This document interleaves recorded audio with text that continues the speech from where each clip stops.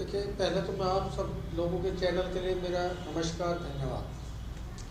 देखिए, जनता तो बेचारी भोली भाली है और मैं योगेंद्र चौधरी, करावल नगर क्षेत्र AC 70 का मैं प्रत्याशी हूँ और जनता एक भोली भाली है और इसका जैसे आप सभी प्रचार आप अपने तरीके से करते हैं, लेकिन जो चीज़ फ्लोर पे आके सारे काम करने की बातें करते हैं, लेकिन वो फ्लोर पे कभी सच्चा नहीं उतरते हैं। हम जनता के बीच में रह रहे हैं, गरीब तबका है यहाँ, हाई फाई कोई है नहीं कि समझने की कोशिश करे, बहकावे में आ जाते हैं। हम भी उसी कॉलोनी में गरीब तबके के हैं, गरीब तबके के हिसाब से हम यहाँ रह रहे हैं। इनकी आवाज़ को उठाने वाला कोई नहीं है। अपनी प्रचार प्रसार करते हैं, इनसे वोट लेते हैं और अपना बैठ जाते हैं, इनकी सुनवाई कहीं नहीं है। हमारे यहाँ अभी तक हर रोज़ वो हालात है जिसके बारे में सोच नहीं सकते। जाम की आपको प्रॉब्लम इतनी है कि जिसकी सोच नहीं सकते। पानी की हमारे यहाँ समस्याएं हैं, बहुत ज़्यादा समस्याएं हैं। लेडीज़ के लिए मतलब यहाँ टॉयलेट या कोई भी प्रशिक्षण केंद्र भी नहीं है, या हमारे यहाँ अपना इनके लिए कोई सामुदायिक भवन, हॉस्पिटल वो नहीं है। इसलिए हमारे यहाँ जो गरीब तबका है वो गरीब दबता ही जा रहा है, जिसमें कि हम गरीब के लिए कोई भी आवाज़ उठाने के लिए यहाँ तैयार नहीं है, बोल के चले जाते हैं। गरीब होने के नाते दूसरा एक नशे का बहुत बड़ा अड्डा बन चुका है, जो कि केजरीवाल सरकार में एक के बाद एक फ्री हुआ तब से यहाँ 4 गुना इतना बढ़ गया कि हर साल कम से कम 15-20 डेथ होती है, नशे के कारण होती है। उस पर लोगों का किसी के बारे में कोई ध्यान नहीं जाता कि हमारे भाई बंद हैं, हमारी माता बहनें हैं, उनके लिए क्या कष्ट होता है, कैसे कैसे वो अपना जीवन यापन करते थे। एक बहुत बड़ी समस्याएं हैं। दूसरा, हम यहाँ हमारे यहाँ एक सोनिया विहार का चौड़ीकरण का पुस्तिका है, उसका कभी किसी ने कोई जिक्र नहीं करता, ना ही उसके बारे में कोई विचार करता, क्योंकि हर साल नारियल फूटते हैं, हर 6 महीने में नारियल फूटते हैं, कभी चौड़ीकरण नहीं होता। हमारा अक्षरधाम देहरादून एक्सप्रेसवे तैयार हो चुका है, कम से कम 35 किलोमीटर ये तैयार हो गया। इसके कारण इतना जाम हो रहा कि आज तक इसका उद्घाटन करने में कोई भी आदमी सक्षम नहीं है। दूसरा ये कि जितनी पार्टियां आती हैं, लोभन देती हैं, 2100 रुपये दे देंगे, 2500 रुपये दे देंगे, हम तुम्हें ये 500 का सिलेंडर दे देंगे, ये कर दें, वो कर दें। कोई भी आज तक धरातल पर हमें नहीं मिला, आज तक हम देखते आ रहे हैं। औरतों की भीड़ जुटाई, वो बेचारी भोली भाली औरतें हैं, सब लेके अपना चले जाते हैं, फार्म भरते हैं, चले गए, आज तक कोई नहीं पूछता। ये 5 किलो अनाज पे बिके हुए हैं, इनको दे दिया प्रलोभन के पे 5 किलो अनाज हम दे रहे हैं या चावल हम आपको दे रहे हैं, उससे कोई गुजारे होते हैं। अरे हम तो पार्टी को ये कहते हैं कि हम आप जो है इनको रोजगार दो, रोजगार दोगे इनका परिवार भी पलेगा, इनका परिवार अच्छा होगा, अच्छी उन्नति होगी, शिक्षित होंगे, बच्चे अच्छे पढ़ेंगे। एजुकेशन का हमारे यहाँ कोई भी स्टैंडर्ड नहीं है, आज है भी तो उसमें हमारी पढ़ाने की, हमारे बच्चों की हमारी क्षमता ही नहीं है। अब प्राइवेट स्कूल में हम जा नहीं सकते, क्योंकि प्राइवेट स्कूल में इतनी फीस है कि हमारे बच्चे उसमें पढ़ाने में हम सक्षम ही नहीं है।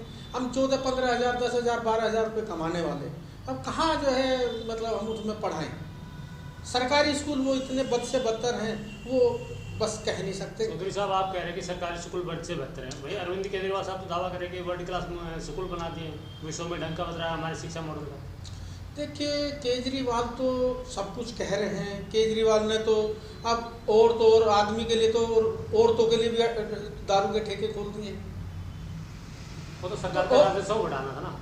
नहीं, राजस्व इससे बढ़ रहा है तो ये घटा क्यों रहा है? राजस्व बढ़ाने के तरीके ना, अर्निंग सोर्स दो ना, अरे एम्प्लॉयमेंट दो, उससे अर्निंग बढ़ेगी, टैक्स बढ़ेगा, सारी चीज आएंगी। आज ये जो दारू के उससे जो है उससे अर्निंग बढ़ा करके 2100 का प्रलोभन दे करके, ये बताइए हमारा विकास कौन करेगा? विकास का मुद्दा कौन उठाता है? विकास के बारे में बात कहीं हो रही है? हमारे की बात कर रहे हैं, वो करें काम क्या, काम के दम पे सरकार बनाएंगे तीसरी बार। देखिए, ये तो सब ढोल पीट रहे हैं, सब कहते हैं कि मैं ये कर रहा हूँ, मैं वो कर रहा हूँ, यह कर रहा हूँ। क्या कर दिया? आप ये बताइए, हमारे यहाँ जितने स्कूल हमारे क्षेत्र के, हम अपने क्षेत्र की बात करते हैं, हमारे खजूरी खास में स्कूल है, आप उसकी जाके हालत देखें कि कितनी गुंडागर्दी है वहाँ। बच्चे पढ़ने से जो है लड़ाई में ज़्यादा विश्वास करते हैं। हमारे यहाँ एक गड्ढे वाले के स्कूल के नाम से मशहूर है, उसमें पढ़ते नहीं है, लड़ाई महाभारत डेली होता है। पेरेंट्स सब दुखी हैं, सारे नशे के बच्चे छोटे छोटे हमारी गलियों में हम यहाँ देखते हैं कि सब नशे के अड्डे पे चल चुके हैं। नशा इतना प्रबल है कि आप सोच नहीं सकते। तो जब छोटे छोटे बच्चे हैं उनको नशे का आदत उसने डाल दी तो विश्व गुरु तो बनेगा ना, वो तो अपने आप बना रहा बेचारा, उसने कर लिया, राजेश लेके चला गया, तो उसके क्या करना। जनता के पास ऑप्शन भी तो नहीं है कोई, किसको चुने, जिसको चुनती है वही उनको चुनता है।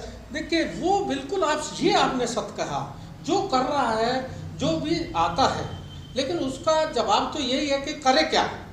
अब हम जैसे तबकों का, अब हम आए हैं, गरीबों की हम आवाज़ उठाने आए हैं, लेकिन आज हमें इलेक्शन कमीशन जो है हमें अप्रूवल ही नहीं दे रहा, घूमने के लिए नहीं जाने दे रहा, हमारी रैली के लिए परमिशन नहीं दे रहा, जबरदस्ती करके हमने डोर टू डोर की, वो भी एक दिन की परमिशन है। इनके लिए क्यों परमिशन मिल रही है? इनके लिए सब परमिशन है, कोई मतलब नहीं है। आज मेरे पास नोटिस आया, इनके सारे नोटिस आ रहे कि आप अपना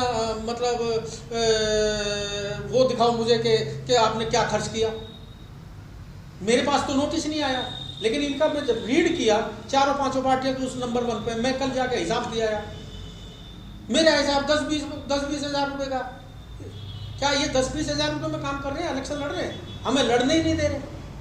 तो उसका क्या है कि रीजन के हम छोटे तबके को ये उठने नहीं देना चाहते, सिर्फ एक उसी रास्ते पर रखना चाहते हैं। आप जनता क्या करे? जनता कहाँ जाए? जनता, अब मानिए जनता की आवाज़ हम उठाना चाहते हैं, तो जनता की आवाज़ उठाने के लिए तो इन्होंने हमारा दमन करते हैं। इन पे अंकुश क्यों नहीं लगता? कोई भी अंकुश इन पर क्यों नहीं लगाता? ये बात तो केजरीवाल साहब भी कह रहे थे कि मैं सत्ता में आ गया तो न गाड़ी लूंगा न बंगला लूंगा, लेकिन सत्ता की जो कुर्सी में जो चुंबक है ना, वो बड़ी खतरनाक है। ये बात आप सत्य कह रहे हैं। देखिए, कहने में, करनी में, कथनी में फ़र्क है।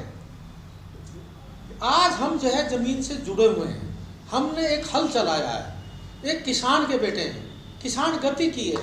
आज भी हम 35 साल में दिल्ली के करावल नगर में हम रह रहे हैं। आज मेरे घर की हालत बद से बदतर है, मैं उस पर प्लस्तर के वाइट वॉश नहीं करा पाया, सिर्फ एक अपने रोजगार के कारण या अपने बच्चों के एक परवरिश के कारण, ये यहाँ के माहौल के कारण। क्यों? अगर चाहता तो मैं भी महल बना लेता, लूट खसोट करके तो मैं भी महल बना सकता हूँ, मेरे क्या दिक्कत आ रही है? झूठ तो बोलना मुझे, अगर झूठ बोल के मुझे करना होता तो मैं भी बना लेता, तो उसका तो किसी के पास हो सकता। सरकार ने क्या क्या झूठ बोले? क्या झूठ नहीं बोला? क्या झूठ नहीं बोला?